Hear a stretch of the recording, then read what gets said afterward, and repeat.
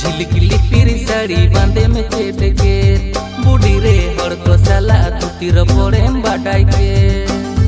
झिलकिली पिरी साड़ी बांधे में चेट के बूढ़ी रे हर को साला तुतिर पड़े बाटाई के।